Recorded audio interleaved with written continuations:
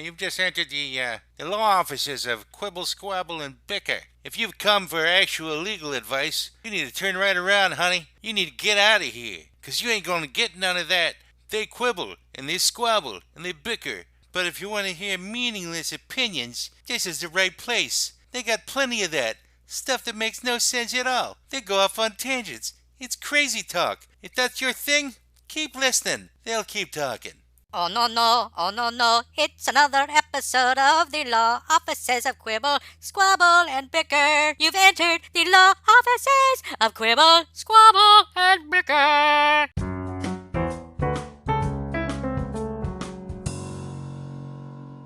Yay! Welcome to another episode of the Law Offices of Quibble, Squabble, and Bicker on this March 31st, March 31st, 2000. It's 31st. Greg, have you been drinking for me again? Yes. March 31st, You're getting 2021. drunk for me. And we have a really great guest today. We've got Bruce Starr, who hosts the podcast, the 80s Golden Age of Comedy. It's also got a website. But back in the 80s, he represented stand-up comedians, about 35 of them, I believe, for a number of years, and helped them with their careers. And he's gone on to more interesting things as life. Well, I don't know if they're more interesting, but more additional interesting things as the years have gone by. And now he's going to be on our show. So, we're capping his career. And then later on, we'll be discussing our client that he will help us with. We're Not Funny. And if you've been listening to us for a while, all 1,000,006,000 listeners out there, we're not funny. So moving on to Bruce Starr. Brendan has said at least one time that he is a student of comedy. So Brendan, I think you should probably start off the questions here. I'm a student of comedy. One of the things you need to know about the law offices, Quibble, Squabble, and Bicker, Bruce, is that Matt is the quibbler. So I said I was a student of comedy because I enjoy comedy and I watch it and I like to, kind of listen to it. But anyway, be that as it may. So that's never let him live. This is Brendan's disclaimer. No, this has been going on. No, I think it's important to note, Matt, this has been going on since the 90s with you and me. I think you pointed it out in episode 22 or something.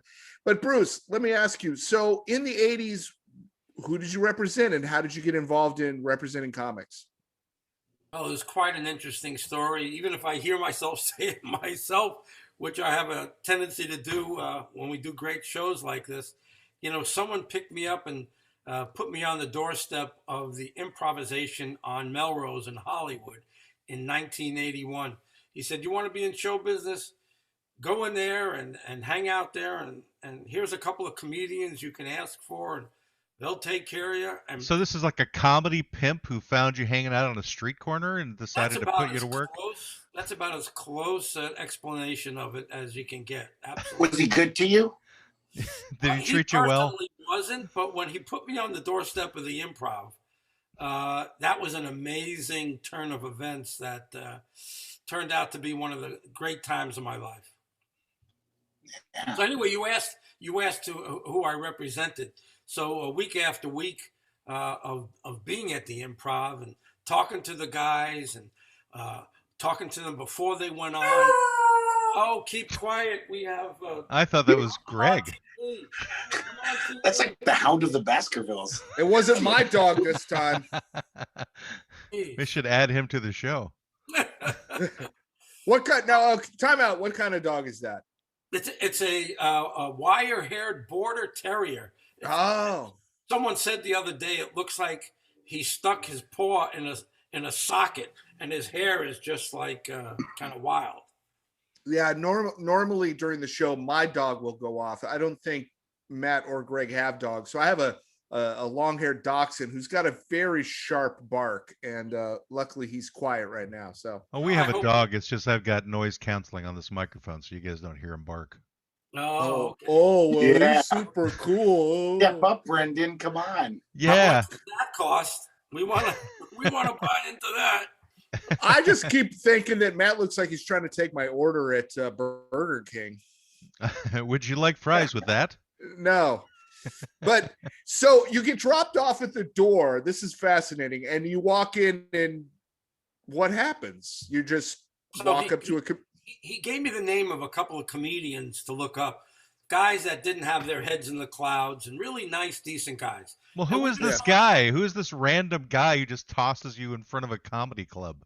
Well, I'll tell you, I went to Northeastern University with him in Boston. Okay. And he moved out to Los Angeles. He was in the advertising agency business. The funniest guy I know who has not been on stage. And when I told him I was coming out to be that I wanted to be in the business, he just picked me up at my sister's and just put me on the doorstep. Oh, got it. Okay. So see, I have this whole picture of like you just came into the train station and some guy in like a zoot suit comes up and goes, Hey kid, I'm going to take you someplace. Zoot suit Matt in the 70s, in the 80s. There was a huge. Everyone wore them then. There was a huge zoot suit thing happening in the 80s that no one knows about but Matt, because it was a big thing in Baltimore, but not anywhere else. There were riots. Yeah, I heard about him. Did you? They wrote a song about it. Anyway, Bruce, so sorry. You're very polite, and thank you for putting up with us. So your friend dropped you off at the Improv, suggesting that you do something and not leech off of him, I'm assuming. Exactly. He didn't give me any money to do that. He said, listen, if you want to be in the business, just go in there. And that's what I did. I just hung out every night at the Improv with these guys, and these guys introduced me to other guys. And I'd go in and watch them perform, and then they'd come off, and we, sit around, and it was terrific. And then one day I walked into the Improv, and there was this big production going on, and they were shooting Evening at the Improv with Bud Freeman. Yes, and on those nights they would have like guests that would come in and introduce the acts, like Phil Silvers and Jackie Mason and Phyllis Diller. Just unbelievable people who I grew up just, wow, it was just incredible. Vincent Price, sort of the scary Vincent Price. He was a host on the show. Amazing guy. Sat with him at the bar, not drinking, but just listening to his stories. Did he tell ghost stories instead of jokes when he got up on stage? He was a very charming guy, but, whatever jokes he told, I'm sure were written for him and were on those cards, because I don't think he was naturally a funny guy. He says that now because Vincent is going to come after him. On open mic nights. Did you get up and try? I had absolutely no interest to do that. I was scared essless to really even try. Wait, what's an essless? Is that a type of car? I try to keep my show clean. If the comedians want to curse, they can, but I try to keep it clean. So I was scared shitless to get on the stage to do it, but it was never really something I wanted to do.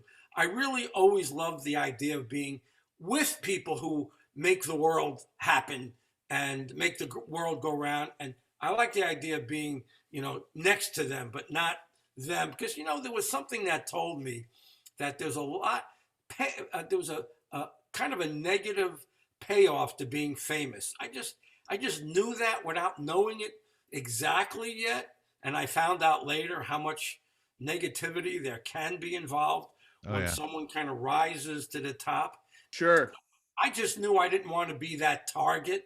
And since you're not going to be famous, realize that you don't have to censor yourself on our show then. You can say whatever you want about anybody since you're not going to be famous, so that you can say, as many bad things as you want about anybody. Shit. Like Yeah, like Matt is an asshole. You can say that. And right. It'd be totally and Brendan fine. has said that on more than one occasion. So who was the first comic that you sort of hooked up with that you started to represent? Who was the first one? Well, Anyone we know? Or the first ones were my immediate friends that may not have been household words yet, but I started asking them if they once the comedy clubs opened up, my roommate suggested that I make calls for the comedians because the big time agents didn't want to do it. And they didn't want to call the clubs. It's like embarrassing. They just wanted to be the talent. So my roommate, why don't you call for them? They like you, they respect you, they know you. And I said, I really don't want to do that because from my knowledge and from my experience, everybody hated their agent. And I didn't want to be someone everybody hated. So you were So more I like their Right. secretary than their agent, though, at that time. But, my roommate said, make them money, make yourself money, and just get past that.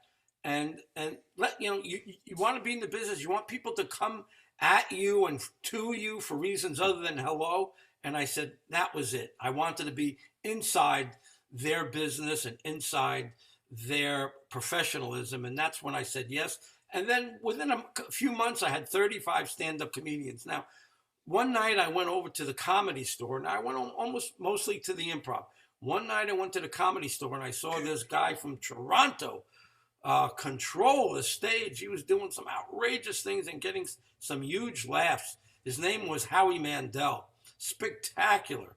And eventually I asked him if he'd like me to represent him, and he said yes, and that really helped my career when he did that. So were you the one who first put the rubber surgical glove on his head? See, I was going to say that, that he did some outrageous things, and one was that he took a glove and until his glove got that big. And another thing he did, which I never forgot, and I know he stopped doing this, is he would take a whole thing of talcum powder and throw it into his face and become a mime, right? And he very easily could have damaged himself because now there's like class action suits against talcum powder for what it can do to you. But, I saw him, and here's the amazing thing about this whole thing. At the time, he was on a show called St. Elsewhere. Raise your hand if you know St. Elsewhere. Used to love that show. We're old. We're old. We know this stuff, Bruce. Okay. Yeah. Very cool show. So he was the comic relief in the middle of serious doctoring, right? And he was cute, and he had hair, and he was adorable. So Johnny Carson, everybody knows Johnny Carson, Tonight Show. Everyone in this room does, anyway. Okay, cool. Just so you know, all of our listeners do too. We're not like some sort of a millennial TikTok crowd listening to our show. So. Okay. Although I've been working the TikTok angle, Brendan, I haven't told you about this, but I've been putting videos on TikTok promoting the show. Hey, Bruce, would you dance for us for the TikTok? So a little funky dance. I was just going to ask Matt if he did it with his clothes on or his clothes off. Well, my face is usually bare. Okay. So, yeah, other than glasses, but in the beard. Okay. Nothing else is hidden on my face. So that's naked. I'll get back to it because it's really sort of an interesting story. That Johnny Carson asked, and NBC asked Howie to come on the show because he was on an NBC show. And they found that every time he was on the show, their ratings went up a point. So they would invite him back on like every 6 weeks or every couple of months. And you remember what they did at the end of a comedian's appearance? They would always say, so where are you going to be performing? And he would tell them. And if I was lucky and if I was one of the good ones, he would be promoting the gigs that I got him. So it really... So you weren't the only one who represented him in that sense? No, not at all. Not at all. Okay. He had his theatrical agent. He had his commercial agent. But I may have been one of the personal appearance agents that represented. Maybe way back when I was the only one. And he's the kind of guy, maybe he made the calls himself because I certainly wasn't the only one getting him jobs. I know he was getting jobs. So your official title was personal appearance agent? Personal appearance agent. That's very different from managing. Because some shows introduce me as Howie Mandel's manager or, Murray Langston, the Unknown Comics manager.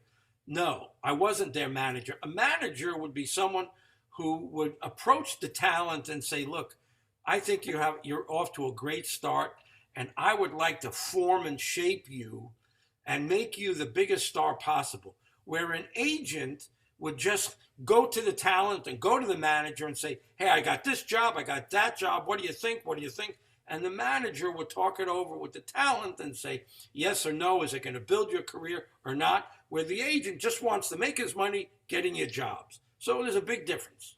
Like a temp agency. Well, it's more like a headhunter, Greg. He's like getting the comedians to the the right places for them The comedy to clubs perform. were exploding all over the country. I saw that as an opportunity. Yeah, they made a mess everywhere. All those explosions, man. It was just like this huge epidemic of just people just The Chuckle Hut. splattering everywhere. And then a comedy club would land, like in The Wizard of Oz. Right. So I have a question. So you mentioned the unknown comic. How did you meet him? Was that pre-Gong Show, after Gong Show? Or did he just met him at a bag party? It was. I did not wear a bag when I met him, so he didn't. He wasn't interested in me. But well, that's good. Not in that way. He did That was his fetish. He's the funniest guy alive, by the way. Oh my God, is he funny? He did 150 Gong shows. And here's why he put the bag over his head. On my show, the 80s Golden Age of Comedy, and by the way, .com.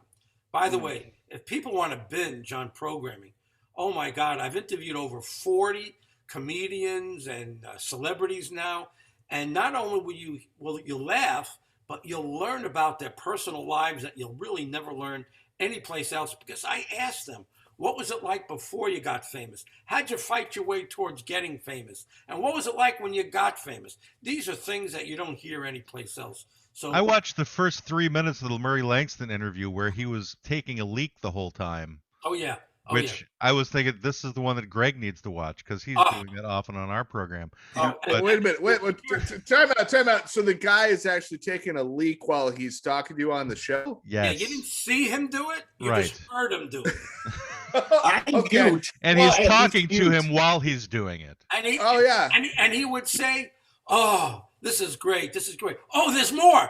Oh, wait, there's more. Oh. Oh, my God. That's comedy gold. See, I thought he wore the bag because he was. Golden I think he showers. was also the San Diego Chicken, wasn't he? Way back when. No. Oh, I'll that tell was you just why he wore the bag. Okay. And you'll only hear this on my show or from me. Okay. He was really a busy performing artist. He was on a bunch of shows, Sonny and Cher. I can't even. He was one of the original guys, believe it or not, on Laugh-In. And I'll get to the other story in a second. He called George Slatter on the phone, the producer of Laugh-In. George picks up the phone and he says, "Hi, my name is Murray Langston. I'm funny. I want to be on your show." So he said, "Well, what do you do?" He says, "I do impersonations." He says, "Impersonations of a what?" And Murray told him, "I do impersonations of a fork." George says, "Come on down tomorrow. I want to meet you." And he got on laughing. Nice. And he said, "What do you do to follow that up?" He says, "I do impersonations of a spoon." Cutlery. Cutlery. He made his mark in cutlery. Could he do a spatula? Cutlery humor is really underrated, but It's quite niche, actually. It's very niche. Yeah. But if you could work with Goldie Hawn and all those great comedians on there, it's worth it to go for cutlery. Anyway, so here's what he said. He did all these great shows, and they were offering, I don't know, $75 or $100 to be on the Gong Show. And he said, "I'm not going to be on that ridiculous show. I'm sort of too famous, too known, too successful. It would be a step down for me to be on that show." So he said, "I'm going to put a bag over my head so nobody knows who I am." And that's how it started. And it killed. It did. I remember it well. Yeah. But he said he only made like $100 every time he appeared. Maybe not later on. Yeah. But I think in the beginning, there wasn't much to be made. But he needed the money. And, he's a real down-to-earth kind of guy. He needed the money, so he did it. Did you ever get to be on the set of the Gong Show yourself, Bruce? Did you ever visit on set? No. So your main interactions with the comedians was you were calling them on the phone and you were booking gigs for them. Yeah. That was as much as you basically interacted? Just comedy clubs. Right. I wasn't getting him on Carson or Merv Griffin or anything like that. It was just, I found a niche for myself. And I got them on comedy. And that's why I didn't piss anybody off. I didn't piss their agents off. I didn't piss their managers off. I didn't piss the talent off. I found a comfortable niche for myself where I was really needed. And because I was a decent guy and, somewhat of an honest guy and wasn't too much of a pain in the ass, they allowed me into the world. I love the somewhat of an honest guy. Yeah, That's very self-aware, Bruce. I appreciate that. So how much did they pay you for booking a comedy gig? 10%. 10%. So whatever they made from whatever place they went, you get a straight 10%. I tried to get them 2,000 or 3,000 a weekend, 2 on Friday, 2 on Saturday. I'll tell you a funny story that happened to Murray. I get Murray 2 on Friday and 2 on Saturday in Pittsburgh. And, they're supposed to have his ticket at the airport and they put him up in a hotel. And I get a call at 6:30 in the morning. He's screaming at me. He says, those mothers, they didn't leave the tickets at the airport. I'm going home. Why were there mothers who had his tickets? Whose mothers were they? Yeah, there was some miscommunication there. Okay, yeah, it sounds like it. Right. So he says, I'm going home. I said, Murray, please. Murray, there's 4 shows. They're sold out. There's like 1,000 people who are going to come. Please, let me call them and see if I can work this out. So he says, and I mean, there was no cell phones. These were, right, phone booths and stuff, right? Yeah. So I don't know how I worked it out. Yeah, dial phones, exactly. And I don't know how we worked it out, but they were able to wire the ticket to the airport, and he got on the plane and went to Pittsburgh. Whoa. Wow. So me and Matt both heard the interview with Bobby the Pitbull Slayton that you did on your site. And it's the Pitbull I just of want comedy, you to tell Greg. us what? So it's the Pitbull of comedy. He's not actually Well, a after Pitbull. seeing that show, I know why he's called the Pitbull, because that guy is vicious. But I'm curious, the short time you managed him, was it a nightmare? I didn't manage him. He was a personal appearance about that. agent, you bastard. I forget these things. I'm not a Hollywood big shot like you, Matt. You don't have to be a Hollywood big shot to remember what he said.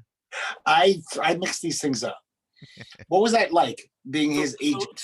Seeing that show, if you didn't know any better, you would see someone tear me to shreds. Oh, it's hilarious. Oh, yes, it was funny. Hilarious. Did you ever book him at the DC Improv in the early 90s? No, not in the early 90s. No. Okay. Because that's where I saw Bobby Slayton in person. I actually talked to him very briefly right before that gig. The reason why he has that title, he is so funny. He just goes and he's flying. His anger is all over the place. But here's one of the funniest lines, and I'm still laughing about it. He said, someone came over to him and he said, who is your personal appearance agent? He said, Bruce Starr. And he said, Bruce Starr is your personal appearance agent? He says, yeah. He says, oh my God, I'm so sorry. Can I buy you a cup of coffee? So you had that reputation in the comedy field. You know what? If they can include me in their material, I was honored. Really, really honored. Well, I mean, you were able to make a living doing it, obviously. Yes, I did for about 3, 4, 5 years. It was really something else. So why just for that period of time? How come you didn't continue past those 3 or 5 years? Okay, so now I'm going to tell you something personal. Okay. My mom had a stroke and died. Well, it's very personal, and we're sorry to hear that. And it changed everything for me. And I was struggling in other ways out there that, some of you haven't even shared this on another show, but you guys look homely enough, so I'll share this. Yes, we are home. We're homely enough for anything you want to share with us. Okay. Absolutely. We're all sad. Ladies have always been very important to me, and relationships has always been very important to me, and socializing and sex, whatever it is, has always been pretty important to me.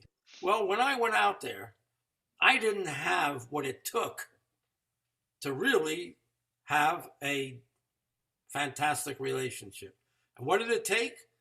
You had to be a producer, casting director, somebody important, a cocaine dealer, whatever it was. You had to. That's somebody important. Like that. Cocaine dealer to the stars. Yeah. Or else they didn't care. And so I had a really tough time out there.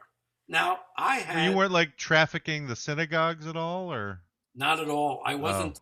I wasn't doing that at all at that time. Okay. I was on my own with this comedy. You know, the comedians will tell you, if you don't focus in one area, if you're a stand-up comedian and you have a job selling cars, or you're doing all this other stuff, it's not going to happen.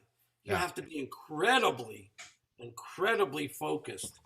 And I had to be, even to have my job, because I just had to be on target all the time. I had one dynamic, incredibly sexy, erotic relationship that blew my mind, literally. This is not the one with Howie Mandel. Not with Howie. Okay, good. No. You want to hear about Howie? Howie has had he's been married. He's been with one woman for over 40 years. You know, if you think he looks like a real mensch, a real guy, he is. He's an incredible guy. And I hope he hears me say this on your show, so he'll come on my show. So is he not returning your calls, Bruce? Is that what you're saying? Well, he's not that much of a mensch now, is he? Well, I hold haven't on. spoken to him in 40 years because I hadn't had to. So it's okay if he doesn't call me back. He sounds like a bit of a schmecklehead. Is he calling? Is Howie Mandel calling you right now, Brendan? Yeah, let me get him on the phone. God damn it, Howie. Jesus Return Christ. Bruce's calls. Howie, this is Brendan. You know me, the guy from Florida.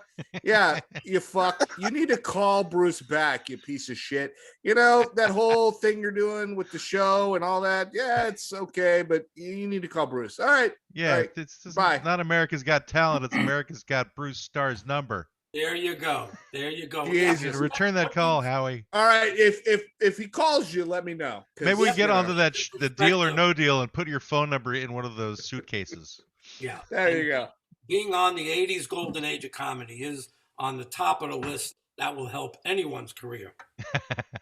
So you did it for 3 to Absolutely. 5 years. You had sex with Howie Mandel, and then you left the business. No, oh, sorry. There was a girl. There was a girl. I want to hear about this girl. I just missed the agent thing. Oh, you want to hear about the girl? I do. Well, your do. mother had passed, and then you were having sex problems. So understandably, I want to hear about the girl. I don't. Yeah. I'll tell you about the girl because that's more interesting. No, it's way more interesting. I don't even remember where I met this young lady, but I remember exactly where I met her. Oh my God. I was backstage. I'm really going to age myself. I was backstage at Laverne and Shirley, I believe it was. On the Paramount stage. And everybody was getting their hair done. They were getting their makeup done. And I walked into a room where there were two women doing someone's hair. And one woman was in her 30s or 40s, and another one was young. And when I looked at this girl, it was one of those things where, like that. It was like, I don't know, they could say love at first sight, whatever. It's like a doorstop when you flick with your finger. Oh. Got it. Oh, it was something else. It was from another life. I don't know what it was. But we started talking. Yeah. And I got to tell you, before they started taping the actual show, we were just off stage making out like we hadn't seen each other in days. And you had just met her. And you're just wow. Getting it. Okay. That's normal. That's special. That's very cool. You know, that doesn't happen. For people who don't get venereal diseases. I to ever finish had. your sentence. And Jesus Christ. I heard a voice go off in my head. Doesn't happen too often. I'm admitting more shit to you guys than I care to admit, okay? We're like therapists. Thank you. And lawyers. Except for Matt, who's an asshole, but go on. But I'm certified. I'm a certified superior asshole. Yeah. So what I was going to say before Matt interrupted with his venereal disease thing is the truth of that shit doesn't happen. A lot of people don't experience that in your life. That's really actually pretty special. I was 32 when that happened. 32. And I'd already lived in Boston for 10 years and already had a great fun, lots of different experiences. And I met this girl when I was 32. Now, here's what happened. And she was the first 17? Time you kissed a girl. No. I'm not telling you how old she was. Okay, fine. But I thought she had to be of some professional age because she was in the room doing hair. Yeah, no, that makes sense. That was good enough for me. If In the Paramount 80s, that would have totally passed. What are you implying, Brendan? Nothing. So anyway, it turns out that maybe after we broke up, I realized after rattling my cage for several months, one day she said, you know, I want to be an actress. I said, why do you want to do that? You don't want to be an actress. Yeah, I really want to be an actress. So then we broke up. And after we broke up, she landed 2 or 3 movies. Nice. Do we know who she is? It's Meg Ryan, isn't it? Meg Ryan. Oh my God. I thought you were going to say Meg Tilly. Good call. Nailed it. I'd take either one of those, but no. She did a couple of like horror, scary kind of things. Oh, she's like a scream queen. I'm seeing them. She did pretty well. I really, honestly don't know the names of them, but it was quite a shock to see how beautiful she was. For me, she was beautiful and. So for like 3 months, first of all, she was the first time you kissed a girl, right? At the age of 32. He didn't say that. You're not listening, Matt. I was listening, but I was implying something. So, I didn't have an answer. Before I had some kisses before. Okay, good. I just wanted to make sure that was the case. All right, so you weren't completely a shut-in up to the age of 32. Not if you live in Boston. This is just your full-blown, like highly testosterone charged incident backstage at Laverne and Shirley. Don't use that word because we're talking about relationships now. And Boston had 124 colleges and universities, and every September there were new freshmen. Boston is basically Pussy Town, is what Bruce is saying. Isn't that the slogan on the city sign whenever people are coming in? Mm-hmm. Yeah. Welcome to Pussy Town. Yeah. I've seen that sign. When I was last in Boston, I drove in. I stopped and did a kind of a high five salute to the Pussy Town sign. You did a high five to the sign. Did your hand come off as you're driving by? No, I got out of the car. I'll explain it to you slowly. I parked. I got out of the car. I shut the door. I walked over. I slapped the sign, high five. And then you got back in the car and drove on. And then I'm sorry. I didn't. Yeah, I got back in the car on the driver's side. I got back in the car. I put the keys in, and then I drove. You know, this is a perfect movement into our client right now, which is what? We're not funny. We're not funny. That's true. So here's where we talk about our fake client. We're not funny this time, which is essentially, since you were dealing with comedians and you had an affinity for comedians, what do you think made one guy more funny than another guy? What do you think the people you represented, did you only represent the ones that you thought were funny or ones that other people thought were funny? Yeah, no, I handpicked the ones who I thought were funny. Listen, after you have 35 comedians, you can only take so many. Like, for instance, one day I had this picture sent into my office, and this girl from New Orleans, it was like kind of blurry, and she hadn't really worked that much, and there's no way that I could take her when I had all these 35 other comedians. So I had to send Ellen Degeneres a rejection note saying, maybe sometime later on. Oh, maybe she'll take your call now since you rejected her. Oh, yeah. I wonder if she remembers me for rejecting her. That'd be interesting. It might be worth getting somebody to make a phone call to her place and say, do you remember the guy who rejected you when you needed someone? When Bruce Starr said you weren't good enough for him? Did you only represent like male comics or something? Not at all. I mean, Oh, Brendan is fake calling Ellen Degeneres now. I'm just saying Ellen Degeneres, male comic. She's not answering. What are you saying, Brendan? I'm not saying anything. Something bad. Something not funny. Yes. That's right. Something not funny. So brings us back to our client.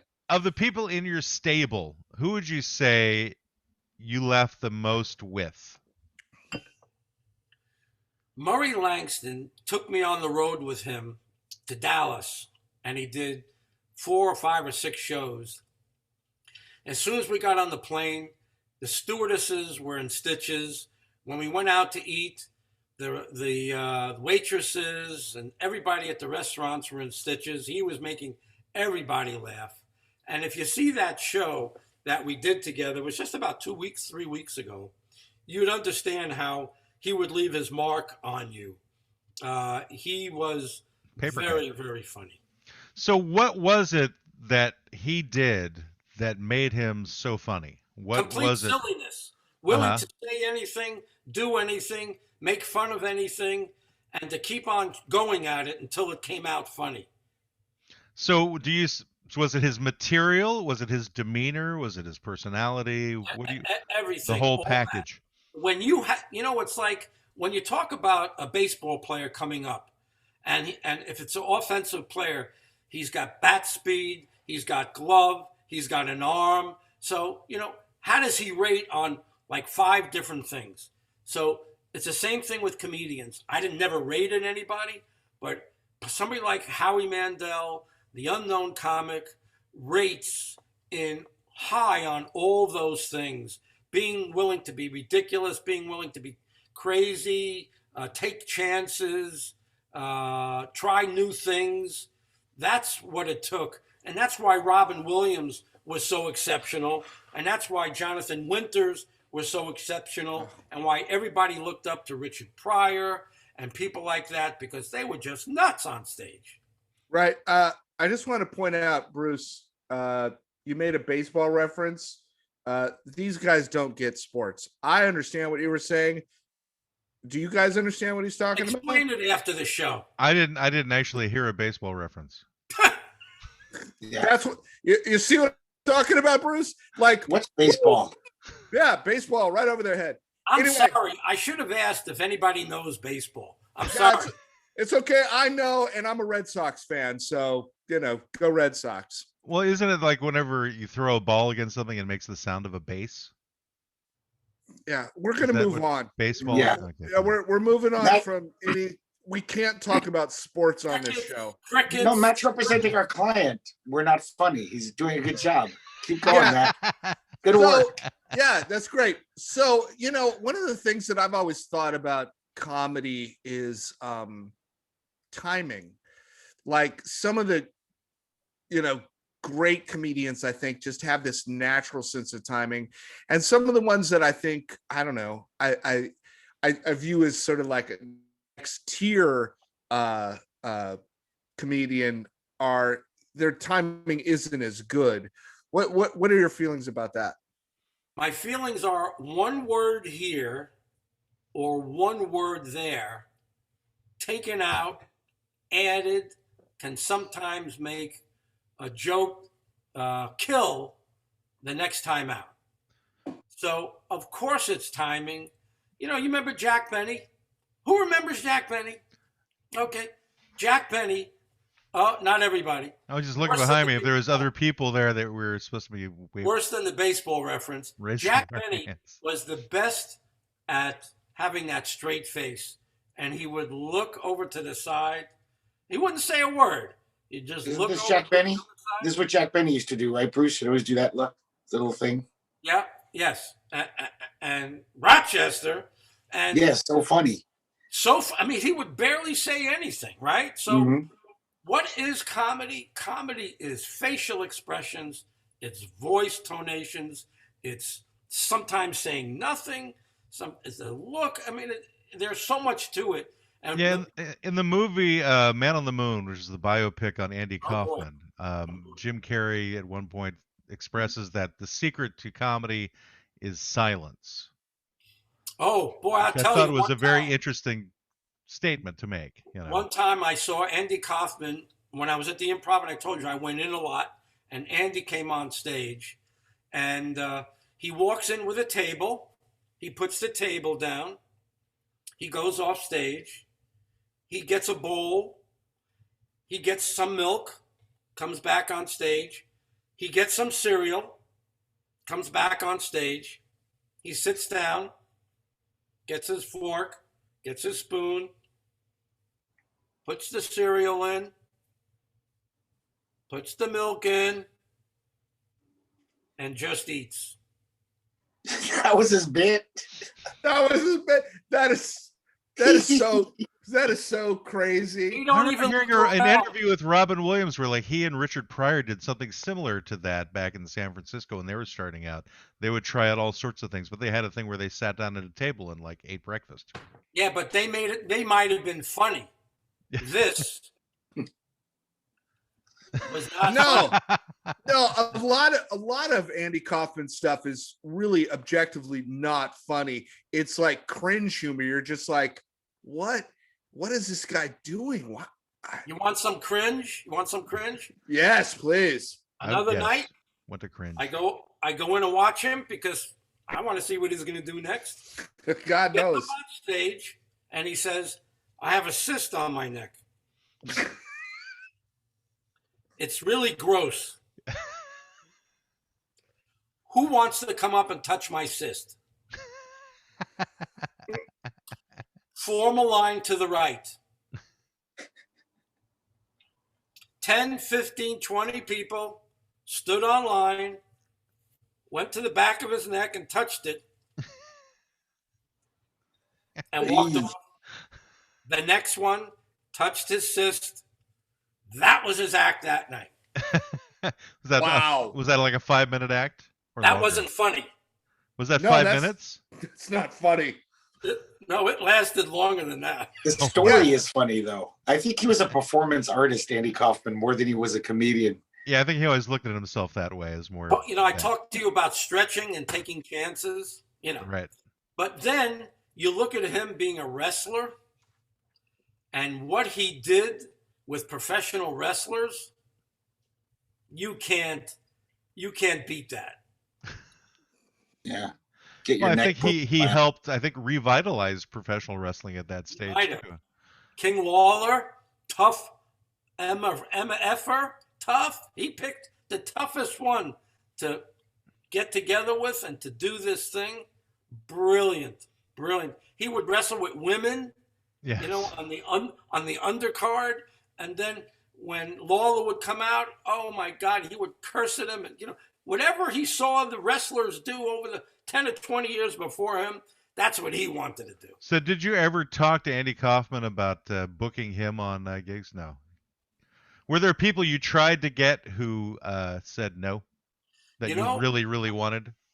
I really don't remember that, but I know that Jay Leno was so busy that there was no way that he needed me to get him gigs. Yeah. Jay Leno was busy, but I did work with Paul Reiser, and Paul is brilliant. I worked with 35 guys, and most of the guys, maybe I didn't ask the superstars, but I had Howie Mandel and I had Murray Langston. They really didn't get any bigger than that. So, I don't know how it ended up. Some of it is a blur. I didn't do drugs or alcohol, but it was still, some of it was a blur, what went on out there. So you had 35 guys in your stable for just those 3 to 5 years. So what did they do? How did you let them down? How did you walk away? Well, after a while, I just said, listen, I'm leaving. And everybody understands if someone says they're leaving, and they don't, because, we used to say to ourselves, if we don't make it, we're going to have to go back to wherever town we came from and sell shoes or sell furniture. Not that those jobs are not honorable, but they're not as much fun. It's not as much fun. I mean, if you're sitting there with Robin Williams and Murray Langston and all these, and Billy Crystal, and you leave and all of a sudden yuck. And then you leave with a ton of debt because you put everything on a credit card so you could stay, with it. But it was definitely a life-changing experience. I'm glad I did it. And now I get 40 years later, 35 years later, I've stayed in contact with these guys. And now I'm doing the 80s golden age of comedy, where I'm getting the comedians to talk about things that they're not going to hear anyplace else. Their personal lives, how they made it, what were they afraid of. Just fantastic. 40. I'm already up to about 40 of these, and just imagine Bobby Slayton. I called Bobby one night, and I said, "Come on, Bobby, don't give me a hard time. Do the show." He says, "F you, I'm not doing your show." Fuck that, I'm not doing that. Come on, Bobby, just throw a bone at me. Let's just do the show. And he said, "Okay, right now. We got to do the show right now." Wow. I said, "Okay, just give me 4 minutes." So that's how that came about. Wow. Okay. Yeah. Okay, so that's why he was peeing, I guess. No, that was Murray Langston who did the Oh, peeing, that was not Murray Bobby Langston. Slayton. Get your Yeah. act straight. Yeah, So- Brendan. So then after you did your stint doing that for 5 years or whatever, then what did you do? I went back to New York, Yeah. sold furniture. In Yonkers? No, in Manhattan. Okay. Manhattan. I my family and friends put the word out that I was coming back, and I was offered 5 jobs just because, hey, listen, someone who can handle show business can freaking handle shoes. So I So went shoes back. or furniture now? Yeah, well, thank God I didn't have to do shoes. It Okay. reminds me of that show with that family with the redheaded wife and Married with Children. oh my God, where he had to sell shoes. Oh my God. But anyway, Little House after on a the Prairie. few months, I was hired by show business companies like Todd A.O., Glenn Sound. If you watch all the Lucy shows and Andy Griffith, you'll see Todd A.O., Glenn Sound. They opened up a studio in Manhattan to get some of the business there, and they hired me as the marketing person. So I worked in places like that. So I was back in the business after a while. But back home That's in cool. Manhattan, so at least you get to be around familiar environments, but no more flings on the set of Laverne and Shirley. Speaking of which, Oh, how did you wind up on the set of Laverne and Shirley? I was an agent, and somebody back there, I was either representing or going to see or meet for a meeting or something, and it got me on the set, and So which of the ladies did you date after that? Was it Penny Marshall? well, she's passed on now, so I could say Penny Marshall's hard to date, but Penny Marshall was Gary Marshall's sister. So no, I didn't date any of them. Yeah. So you're located in New York now. No, He's I'm in Florida. South. Where? I'm in South Florida. I went back to Manhattan, in the 90s. Oh, so you're back. You're in Florida. Yeah, I'm in South Florida. You're like Miami. North of Miami. Can't you tell my tan? Can't you see that I have like a tan?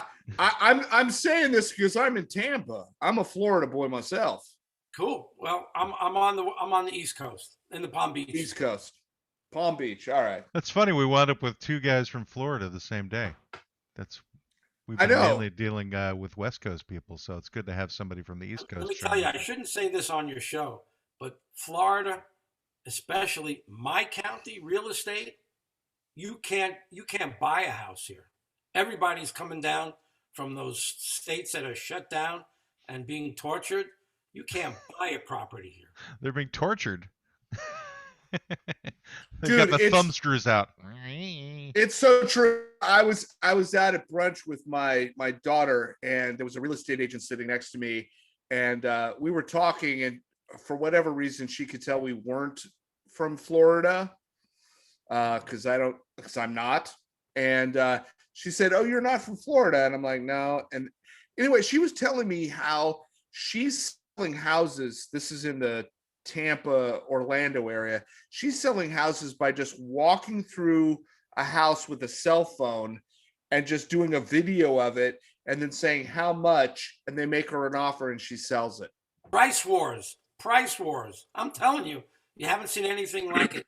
People are taking the money that they sold from the New York homes, New Jersey homes, Philadelphia homes, coming down here and thanking God that they were able to buy a property. It's true. I'm really banking on it to sell my house like in the next year. Well, it's going to be a good time to sell in the next year. I agree. Well, you don't want that bubble to burst whenever everybody's cured from COVID, and it's like, oh, we can. Nah, they're never gonna get cured. It's just gonna go on forever. And Florida is such a oasis. I mean, I shouldn't say too much more. I don't want any more people moving here. I don't think you're going to stop them listening to our show. Oh, okay. I want more people. Everyone on the West doing Coast move to Florida, buy houses, mostly in Tampa. Don't go to South Florida.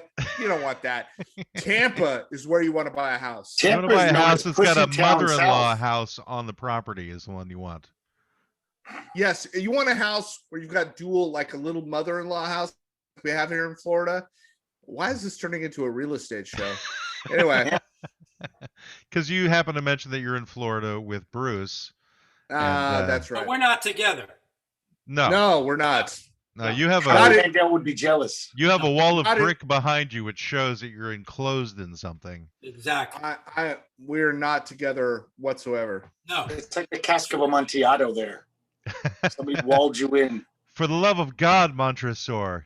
Yes, for the love of God. I made that wall myself. What do you think? It's a good wall. It's a good job, good craftsmanship. We can hear the bells jangling from behind it. Greg, you got me on a whole Edgar Allan Poe thing now. Sorry. It's like one of my favorite stories from Edgar Allan Poe is the one that you brought up. Anyway, so Bruce, you went back but in recent years, you've started a love line or something for relationships or I read that somewhere. I can't remember where. What a difficult time I had in relationships. Mm-hmm. I wanted to find out why some people had good relationships, why some people married, why some people didn't. And I really started studying it. And I started studying lots of different philosophies on life. I even became a professional speaker and spoke about what I was learning. And I went around the country actually speaking about it when I couldn't. When I was out of the business, I had to find something for myself. I got into radio, I got into local television, and I just started studying just for my own self to have better relationships. And then I learned so much from some incredible teachers that I started sharing my experiences. So you had your own shows on radio and on television regarding relationships? Yep. How does one parlay that? You're just I've read some books and I want a show and I want you to give me a show. Is that how that works? You just go up to some guy at the station and... No, I'll tell you one way I did it was from 1993 to 2003. I opened up a room on America Online. Anybody? I still have an AOL email account. Called Relationship Coaching. And this producer friend of mine in LA said, "What are you doing now?" When I went to visit, I said, I'm a speaker on relationships. He says, "Open up a room on America Online and you'll be able to talk to people from all over the country." I did that. I had 6,000 detailed, intimate, documented conversations with people. And I really helped a lot of people. But what was amazing was after listening to their stories, how much they taught me about relationships. So I wasn't just someone who put up a placard and said, "Come and be me." I wasn't a counselor. I wasn't a psychotherapist. I was a relationship coach. So did you find a special someone? Yeah. Are you married? Yeah, I took what I learned from all those years, and I've been with the same woman for 23 years. We've been married. We're married 16 years, and we adopted a little 16, 17-year-old girl and got married. So, yeah, I took what I learned. I'm a very Congratulations. Happy. Thank you. See, Greg, there is hope for you. I don't want that hope. Hope leads to disappointment and sorrow. That's a good reason to never have hope, is because it could lead to disappointment and sorrow. But that means that you have hope for disappointment and sorrow. That's to quibble. Yes, that's true. So, guys, if you hear the dogs start barking again, it's because people are coming over. So I can either say goodbye now and not risk the dogs, or we can wait for the dog to stop barking. Any way you want to go. I think we should go till the dogs start barking. I think that's an appropriate conclusion to the show. But the question is, would that make it funny or not if the dogs start barking? Would we laugh? Is it contrast that makes it? I'm realizing that we had forgotten about our client for a while now, so we have to get back to we're not funny. So, is there more than one dog? There's two dogs? I have one. Oh, it's one dog. Okay. Yeah, Yeah, I Matt. heard your dog bark earlier, and I wouldn't laugh. I wouldn't think it's funny. I found it terrifying, actually. So Quite the scary. only funny line was, "Stop it! I'm on television." A very poor form of television. The real question is, will my dog start barking before your dog starts barking? Because I'm expecting my daughter to be home. By the way, well done for you. I've been married. It'll be 30 years in August, and I've got 4 kids, 3 of which are adults. One is going to be Short. 12 here. What? So one is short. One is short. One is still a not an adult. But when you find that, going back to what you were saying about relationships are something that you definitely have to work on, and it's a constant. It's something constantly you have to deal with, and deal with sounds rough. You have to work on. You have to work on it, and if you, like most men, don't, you just take it for granted, then it's hard. So yeah, it's good to hear that you spent some time doing that. I've taken a renewed interest in that at almost 30 years of marriage. Yeah, I mean, that training that I went through, self-training to help understand people and myself, I wasn't going to go back on that once I got into relationship. I took all of that. I said, I want to be happy. I don't want to be alone, and I want to find someone I can navigate my life through. And then we came across a little baby girl that was like dying in a hospital, and we took her out of there and held her, hugged her, and kissed her for 4 weeks, and she started coming around. And a few months later, we decided to adopt her. So you never know when you allow people into your life. It's like you're one-dimensional when you're alone, but when you allow someone else into your life, all sorts of interesting, different things can happen.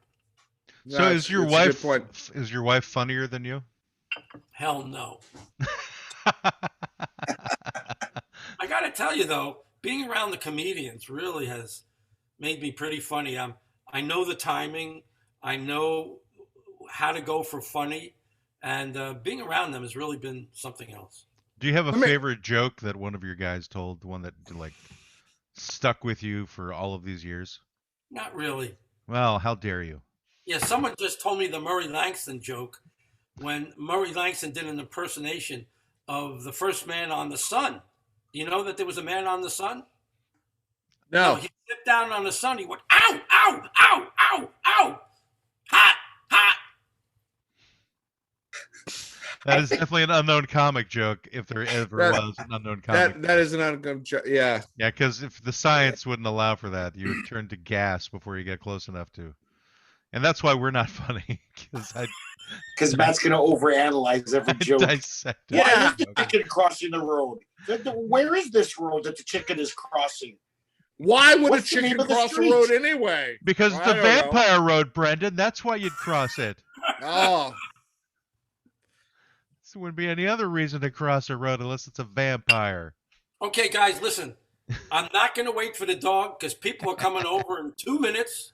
You got to go. Yes, we really appreciate you coming on, Bruce. If you don't mind giving us all of your Rolodex phone numbers so we could call all these guys that you've had as well. Peace, love, dove, 80s golden age of comedy.com. Like it shows on the screen. 80s golden age of comedy. You'll have a great time, I promise you. And let me know what you think once you go there. Guys, you've been great. I've really enjoyed this. All right, thank you, man. It's been great. Thank you so much. Bye-bye. Bye. You've left the offices of Quibble, Squabble, and Bicker. It's over. It's over. It's time for you to go home. It's over. It's over. Go away now.